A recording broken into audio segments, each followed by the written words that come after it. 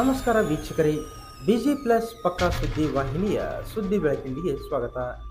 ನಾನು ನಿಮ್ಮ ವಾಹಿನಿಯ ವರದಿಗಾರ ಸಂಗಮೇಶ್ ಕುಶಿಗಿರಿ.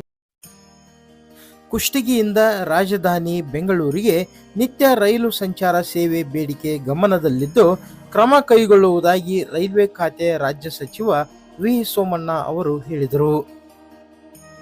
ಬಾದಾಮಿಯಲ್ಲಿ ಅಮೃತ ಭಾರತ ನಿಲ್ದಾಣ ಯೋಜನೆಯಲ್ಲಿ ನವೀಕೃತ ರೈಲ್ವೆ ಸ್ಟೇಷನ್ ಲೋಕಾರ್ಪಣೆ ಕಾರ್ಯಕ್ರಮಕ್ಕೆ ಆಗಮಿಸಿದ್ದ ಸಂದರ್ಭದಲ್ಲಿ ಬಾದಾಮಿ ಪಟ್ಟಣದ ಲಕ್ಷ್ಮೀನಗರದ ಬಾಗಲಕೋಟೆ ಸಂಸದ ಪಿಸಿ ಗದ್ದಿಗೌಡರ್ ಅವರ ನಿವಾಸದಲ್ಲಿ ಭೇಟಿ ನೀಡಿದ ಕುಷ್ಟಗಿ ರೈಲ್ವೆ ಹೋರಾಟ ಸಮಿತಿ ಮನವಿ ಸ್ವೀಕರಿಸಿ ಈ ಭರವಸೆ ವ್ಯಕ್ತಪಡಿಸಿದರು.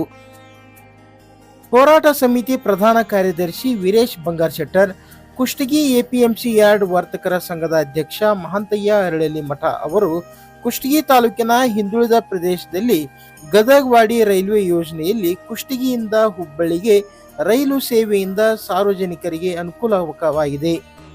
ಬೆಂಗಳೂರು ಹುಬ್ಬಳ್ಳಿ ನಡುವೆ ಸಂಚರಿಸುವ ಸೂಪರ್ ಫಾಸ್ಟ್ ರೈಲು ಗದಗ ಜಂಕ್ಷನ್ ವರೆಗೆ ವಿಸ್ತರಿಸಲು ಬೇಡಿಕೆ ಇದೆ.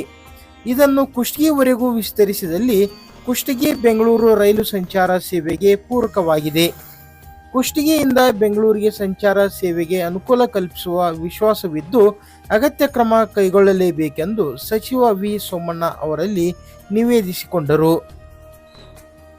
ಮನವಿ ಸ್ವೀಕರಿಸಿ ಮಾತನಾಡಿದ ಸಚಿವ ಸೋಮಣ್ಣ ಅವರು, ದೇಶಾದ್ಯಂತ ಹೊಸ ರೈಲು ಮಾರ್ಗ, ರೈಲುಗಳ ಸಂಚಾರ ಸೇವೆ ಸೇರಿದಂತೆ ರೈಲ್ವೆ ಯೋಜನೆಗಳ ವಿವಿಧ ಸೌಲಭ್ಯಗಳ ಬೇಡಿಕೆ ಸಾಕಷ್ಟಿದೆ.